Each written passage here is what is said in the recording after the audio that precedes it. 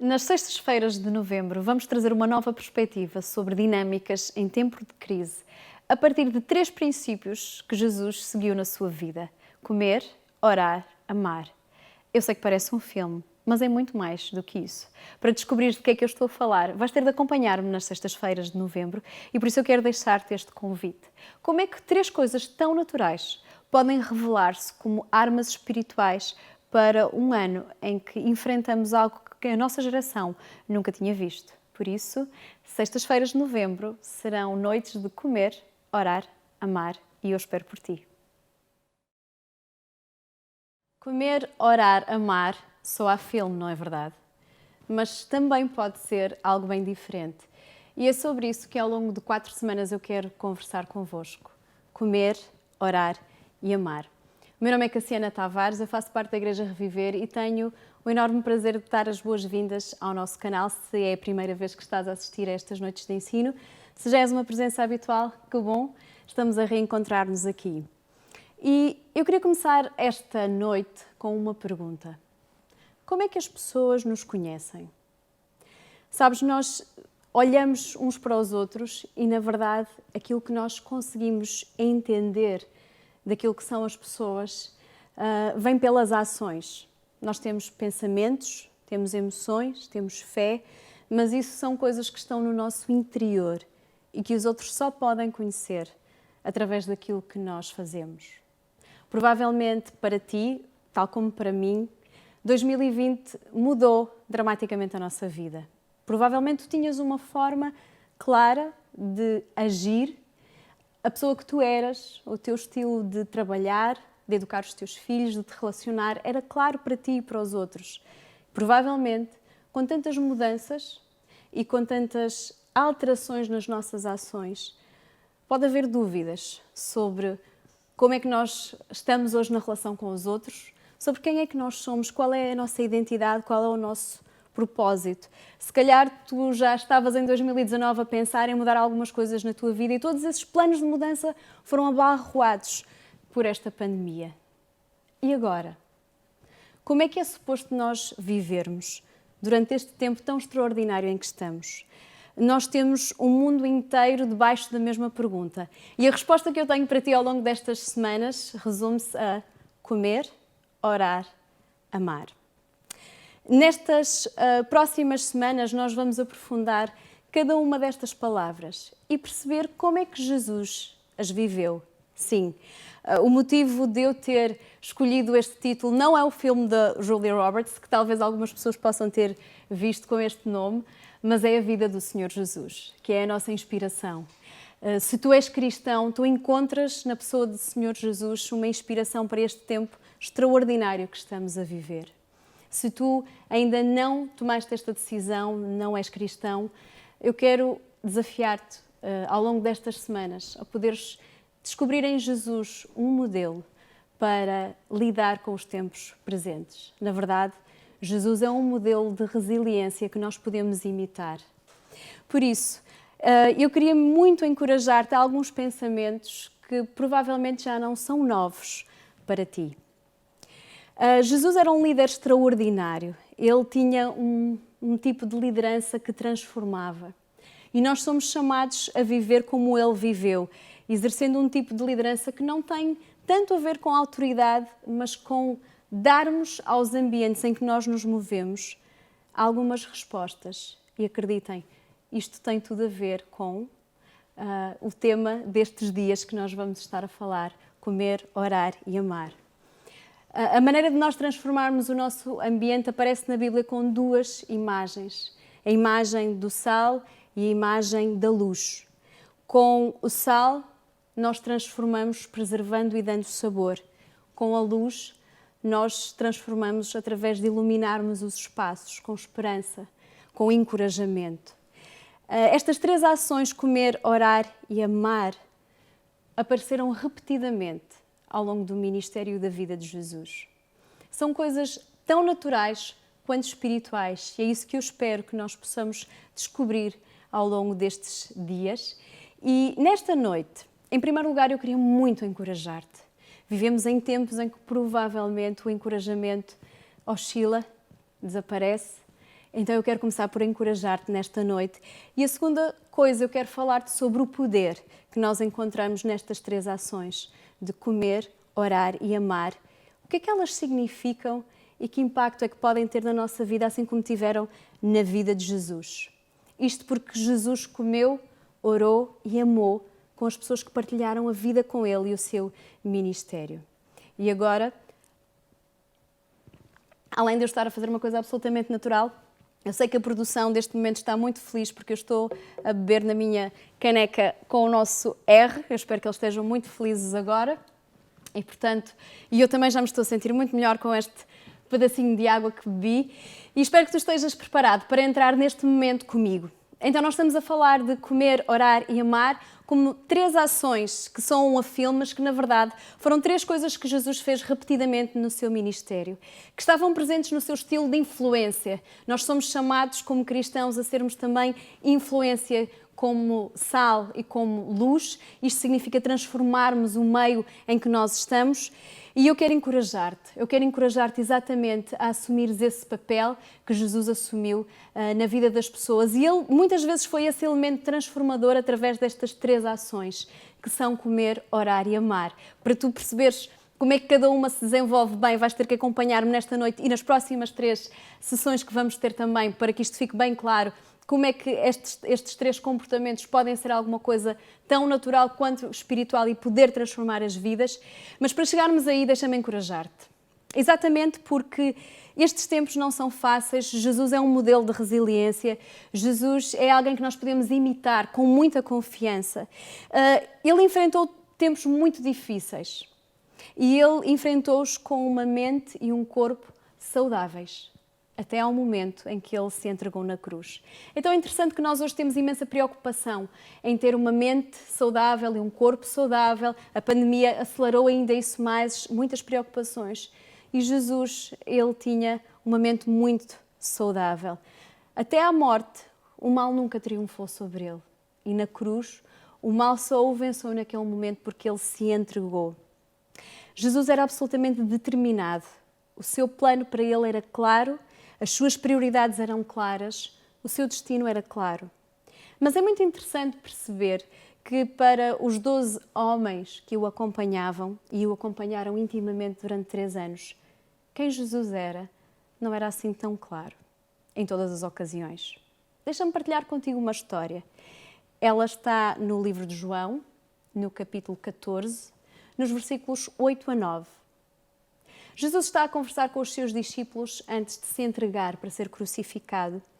E encontramos nestes capítulos que antecedem esse momento uma das conversas mais interessantes que Jesus tem com os seus discípulos. E a dada altura, Filipe diz, no versículo 8 do capítulo 14 de João: Senhor, mostra-nos o Pai e isso nos basta. Jesus respondeu-lhes: Filipe, há tanto tempo que vivo convosco e ainda não me conheces? Aquele que me viu, viu também o Pai. Como é que tu me pedes, mostra-nos o Pai? Eu acredito que neste momento tu possas lidar com alguma forma de stress. Dentro de casa pode haver mais tensão, no trabalho. A escola tornou-se um lugar instável, inseguro, um pouco estranho. Andamos todos mais afastados uns dos outros. Temos de pensar antes de sair da casa. Do que é que vamos vestir, onde é que vamos, se temos a nossa máscara, se nos podemos deslocar ou não, onde é que podemos tocar, com quantas pessoas podemos estar. Há um clima de insegurança e de medo. As coisas que as pessoas te dizem também podem fazer-te questionar aquilo que é seguro, o teu propósito, as tuas características, e podes ter que enfrentar alguma desilusão neste momento contigo e com aqueles que te rodeiam. Eu imagino como Jesus sentiu neste momento que acabamos de ler. As pessoas que estavam mais perto deles estavam a duvidar de quem é que ele era e daquilo que ele está a fazer. Neste momento em que nós mudamos tanto, é provável que este mesmo tipo de insegurança possa estar presente na tua vida. Eu queria lembrar-te que Jesus teve de acordar os seus próprios discípulos quando os convidou para orar com ele antes da cruz. Eles adormeceram. Pedro, por sua vez, fugiu. Estavam com medo e escondidos até que numa das suas saídas para pescarem, Jesus aparece e eles reconhecem o Senhor, que faz com eles uma refeição. Os discípulos estavam com Jesus antes, mas não compreendiam tudo aquilo que ele dizia, até que finalmente aconteceu. Finalmente Jesus foi à cruz, finalmente ele morreu e ressuscitou, finalmente ele volta para o Pai e eles devem esperar pelo Espírito. Eles passaram da teoria à prática. Ou seja, antes, muitas das coisas que Jesus estava a dizer-lhes não faziam assim tanto sentido. As coisas não eram tão claras porque eram palavras e eles precisavam de ver as ações concretas para entender o que é isto que Jesus está a falar, que parábolas são estas, que ensinos são estes. Bem, eu quero dizer-te uma coisa. Nós também estamos num momento absolutamente crítico, em que pode haver alguma confusão à nossa volta. O que é que significam estas palavras? O que é que tu queres dizer com isso? Como é que fica a nossa relação de trabalho? Como é que fica a nossa relação familiar? Como é que fica a nossa relação de amizade, a nossa relação conjugal? Mas este é o momento de nós avançarmos da teoria à prática. E isto significa que nós conseguimos olhar para o mundo pela perspectiva de Deus e agir em fé a partir desse entendimento. Eu queria muito repetir isto. Neste momento, passar da teoria à prática é olhar para o mundo pela perspectiva de Deus e agir em fé a partir desse entendimento. Provavelmente há coisas que tu foste guardando no teu coração que se talvez nem fossem tão claras para ti, como Filipe estava a dizer a Jesus: como assim vais para o Pai? De que é que tu estás a falar? Mas mais tarde, quando todas as coisas acontecem e Jesus morre e ressuscita e depois ascende ao céu, eles puderam entender aquilo que estava a acontecer. E se calhar nós precisamos de olhar para este momento tão instável como uma grande oportunidade para nós avançarmos da teoria à prática e podermos agir em fé, olhando para as circunstâncias que estamos a viver. Então há 3 coisas que eu queria dizer-te que podem ajudar-te a sentir-te mais encorajado, que é o nosso primeiro objetivo desta noite: encorajamento. Tu precisas de ser uma palavra viva. Deixa-me explicar-te o que é que eu estou a falar. No momento em que Jesus foi colocado no útero de Maria, ele avançou da teoria à prática. Nessa condição, ele começou a agir, ele começou liderando pelo exemplo, ele tornou-se um de nós. Ele não podia salvar-nos do céu, ele não podia salvar-nos através dos seus pensamentos, ele não podia salvar-nos com as suas emoções, ele teve que tornar-se uma palavra viva. Ele salvou-nos porque ele é a palavra viva e nós aprendemos isso no primeiro capítulo de João 1. E eu queria ler isto contigo esta noite, João 1, até ao versículo 3. No princípio era a palavra estava com Deus e a palavra era Deus. Aquele que é a palavra estava no princípio com Deus. Todas as coisas foram feitas por meio dele e sem ele nada foi criado. Há coisas que existem no coração e na mente e que estavam no coração e na mente de Deus desde toda a eternidade. Propósitos que Ele tinha para nós, para mim, para ti, como indivíduos e como humanidade, mas que só se tornaram concretos, práticos, reais, no momento em que Jesus encarnou, em que Ele se tornou completamente homem e completamente Deus para nos poder salvar. Então, há provavelmente coisas que estão no teu coração e na tua mente e que nós até aprendemos ao longo dos anos como igreja e agora nós temos que avançar da teoria para a prática. É tempo de nos tornarmos palavras vivas. Por isso eu quero encorajar-te, vai buscar os teus blocos de notas, as tuas agendas, palavras que tu gravaste, que tu aguardas que sejam cumpridas, que sejam verdade, que estejam arquivadas como alguma coisa que talvez ainda vai demorar mais alguns anos a acontecer porque 2020 suspendeu tudo aquilo que eram projetos. Pois eu quero encorajar-te a seres uma palavra viva. Eu quero encorajar-te a agarrares nessas coisas que tu sonhas. Eu quero encorajar-te a agarrares nessas coisas que tu escreveste, como promessas que tens de Deus, como sonhos que tu acreditas que Deus inspirou na tua mente e que tu comeces a acreditar e a agir para que eles possam vir para a realidade. Eu imagino que tu possas estar a escutar-me neste momento e a ver-me e a pensar, mas do que é que ela está a falar? Tu não estás cá em 2020, eu estou cá em 2020, acredita. Mas eu quero encorajar-te a seres uma palavra viva. E para seres uma palavra viva, tu vais ter de sair da teoria para a prática. Como? Fazendo uma segunda coisa. Tu precisas de encontrar conforto e inspiração nos desafios de Jesus. Sim, se nós olharmos para 2020 como um ano de interrupção de coisas, de suspensão de coisas, nós não vamos conseguir avançar da teoria à prática.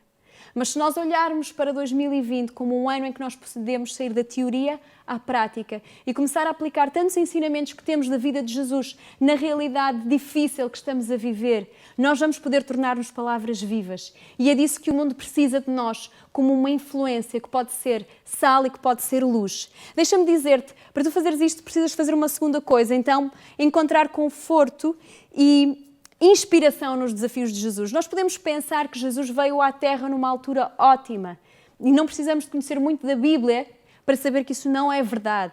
Ele não veio numa altura amigável à fé, ele não veio numa altura favorável ao ministério dele. Exatamente o contrário. Para começar, os romanos tinham ocupado aquela região do Médio Oriente, por isso Israel era um país subjugado. Depois, havia pobreza e injustiça. Havia um sistema religioso opressivo, havia corrupção, havia doenças como lepra ou fluxos de sangue que faziam com que as pessoas tivessem de viver em isolamento. Mulheres e crianças eram segregadas e havia homens e mulheres que não podiam ser tocados por ninguém. Não sei se isto soa familiar. Mas para pessoas que seguem Jesus, e talvez tu que estejas a querer descobrir quem é esta pessoa de Jesus, tu podes encontrar nele um modelo. Ele estava numa época completamente hostil, em que não havia segurança, mas ele sabia exatamente onde é que estava a dirigir-se. Então nós podemos olhar para a história de Jesus e pela forma como ele encarna, como ele vive e como ele desenvolve o seu ministério e encontrar consolo e inspiração. Que aquele a quem nós seguimos enfrentou todas as nossas dores e conseguiu superá-las e chegar até ao seu destino. Eu quero encorajar-te e dizer que 2020 não vai impedir-te de chegar ao teu destino. E há uma terceira coisa que tu podes fazer para te sentires mais encorajado. Precisas de ser natural e espiritual. De que é que tu estás a falar? Bem, Jesus era totalmente homem e totalmente Deus. Ele tinha esta natureza dupla. E nós também temos. Somos seres naturais e seres espirituais. Temos esta mesma natureza dupla e, por isso, as nossas relações uns com os outros também obedecem a regras naturais e a regras espirituais. É por isso que nós vamos falar de comer, orar e amar ao longo destas semanas. Porque são três comportamentos absolutamente naturais e espirituais. Por exemplo, quando Jesus alimentou os 5.000, ele respondeu a uma necessidade absolutamente natural. Mas, ao mesmo tempo, ele também lidou com uma fome espiritual, porque ele trouxe uma resposta sobrenatural, na verdade. Deixa-me lembrar-te esta história. A multidão tinha estado a ouvir Jesus, estavam numa região distante da cidade, havia milhares de pessoas com fome. E Jesus, tomando aquilo que havia, deu graças e multiplicou comida, de maneira que alimentou todas as pessoas e ainda sobrou comida. Jesus era um líder íntegro, um homem íntegro, um Deus íntegro. Nós tendemos a olhar para a integridade como uma coisa meramente moral, uma coisa de pessoas direitinhas. Eu estou a falar um pouco mais além disso. A integridade é sermos completos, inteiros. Jesus era um homem completo, era um Deus completo. Ele não separava a sua natureza divina da sua natureza humana. Ele era completo. Sabes, eu alimentei os meus filhos desde que eles nasceram. Eu tenho 5 crianças e desde o dia em que eles nasceram até agora, eu tenho-lhes basicamente feito a comida todos os dias. E quem tem crianças, quem convive com crianças, sabe que se há coisa que as crianças fazem ao longo do dia é pedir comida. Mãe, o que é o jantar? Mãe, o que é que vamos comer no domingo? E na outra sexta-feira, vamos poder fazer noite de cinema e vamos poder comer pizza? Ou então, mãe, no sábado, podemos fazer uma tarde de jogos e podemos ter um lanche. Há sempre alguma coisa a acontecer com as crianças que envolve comida. Pelo menos com as minhas, esta é a natureza. Mesmo que eu tentasse fugir, eles iam encontrar-me e pedir-me que lhes preparasse alguma comida. Sabes, será que eu só estou a fazer uma coisa natural? ou eu estou a responder a alguma coisa mais?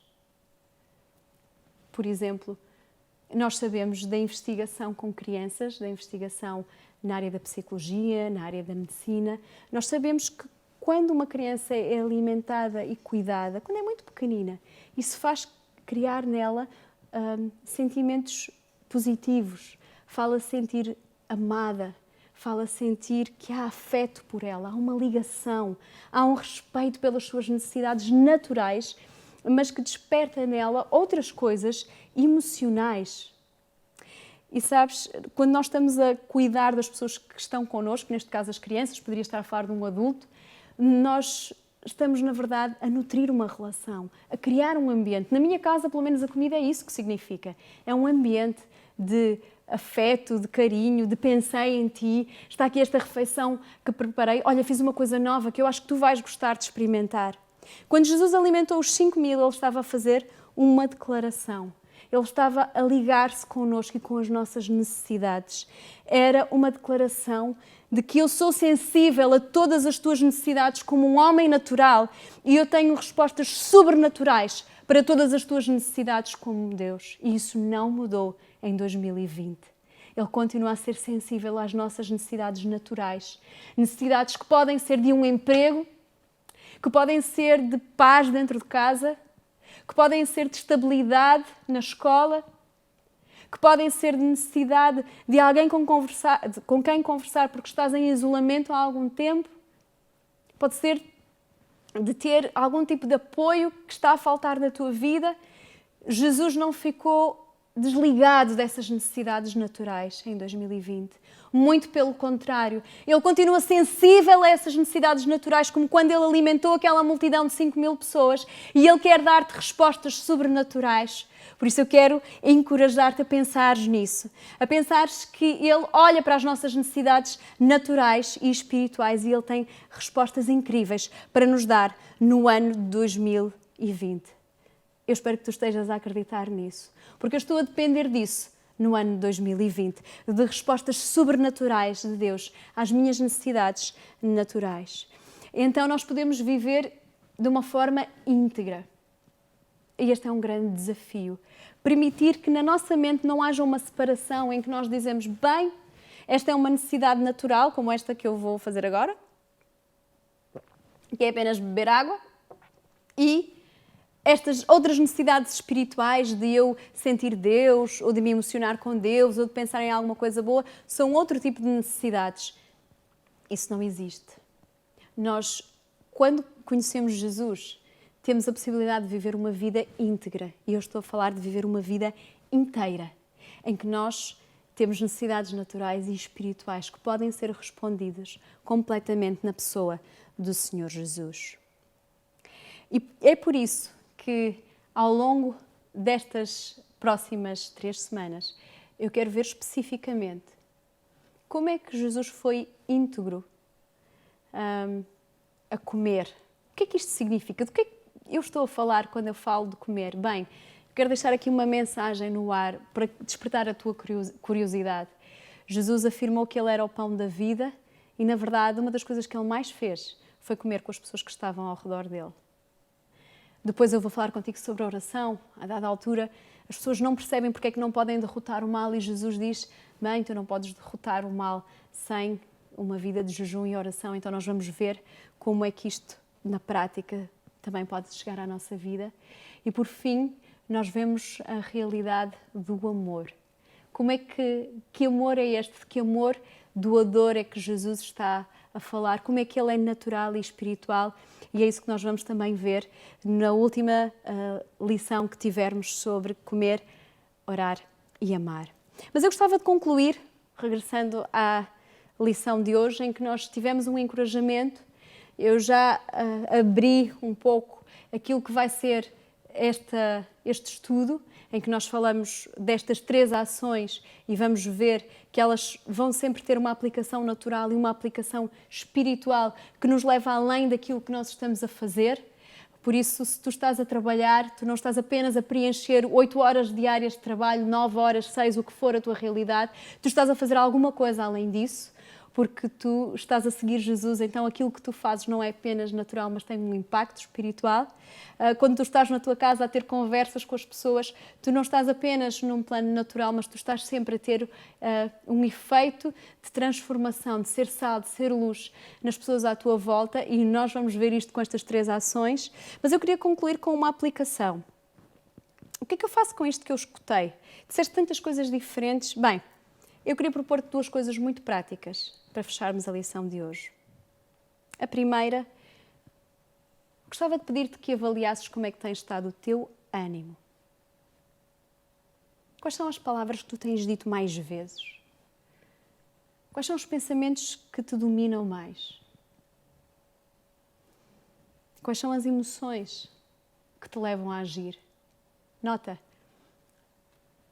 nós vivemos num período em que quase sempre as pessoas falam do que pensam, das suas ideias. Mas, na verdade, todos nós somos guiados por emoções. Nota bem, como é que as pessoas normalmente tomam decisões na vida? Eu sinto que este é o trabalho certo para mim. Ou eu estou a passar uma aflição na minha vida e sinto-me apertado e tenho mesmo que aceitar este trabalho. Ou vou ficar neste casamento porque sinto que ainda há esperança. Ou vou sair desta relação porque eu não aguento mais. Eu sinto-me cansada. Ou sinto-me alegre. Por isso eu vou continuar a cuidar da minha família. Quase sempre nós partimos daquilo que estamos a sentir para nós tomarmos decisões, mesmo quando nós achamos que somos pessoas muito racionais. Aliás, tudo aquilo que nós fazemos é, na verdade, muito motivado pelo nosso estado emocional. E Deus interessa-se com o nosso estado emocional. E foi por isso que eu comecei esta série falando de encorajamento. Queria convidar-te a que, depois de responderes a que palavras, que pensamentos, que emoções é que te têm guiado, e quero mesmo encorajar-te, depois desta lição terminar, a reservares 10 minutos para escreveres num papel. Quais foram as palavras que eu disse mais nestas últimas 2 semanas? Quais foram os pensamentos que me dominaram mais vezes? Fui para o trabalho a pensar neles, acordei à meia da noite a pensar neles. Quais são as emoções que eu sinto mais vezes? Aqui no estômago, uma ansiedade, uma alegria que eu sinto no meu peito, uma tristeza que parece que vem sobre a minha cabeça. Quais são as emoções que me dominam mais vezes? Escreve isso também, em honestidade. É algo apenas entre ti e Deus e algo para teu benefício apenas. E eu quero convidar-te a confrontares isso que tu respondeste com este encorajamento desta noite. De tu seres uma palavra viva, passares da teoria à prática, agarrares em todas as coisas que aprendeste ao longo dos anos na igreja, às palavras que tu tens gravadas e escritas e olhares para elas como alguma coisa que pode ser posta em prática neste tempo. Por exemplo, um dos versículos mais emblemáticos e que nós dizemos tantas vezes está escrito em João 16, versículo 33, que nos diz que nós iríamos ter aflições, mas para termos bom ânimo. E uau! Nós de repente percebemos que o dia começou e já vem o peso do mundo nas nossas costas e nós lembramos-nos, espera aí, eu tenho que partir da teoria para a prática. Jesus disse que eu ia ter aflições, mas que eu podia ter bom ânimo. Como é que eu posso ter bom ânimo? Bem, eu vou lembrar-me das coisas que Jesus prometeu que faria. Eu vou ser grato por aquilo que eu tenho no dia de hoje. Eu vou falar com outras pessoas que me podem encorajar. Eu vou encorajar outros. Vou preocupar-me com outros. Isso é das coisas que mais nos liberta, que mais nos descentra, que nos faz sentir bem e encorajados. A segunda coisa que nós vimos hoje é que tu precisas de encontrar conforto nos desafios de Jesus. Jesus enfrentou grandes obstáculos e tu podes encontrar conforto e inspiração nos mesmos desafios que ele viveu.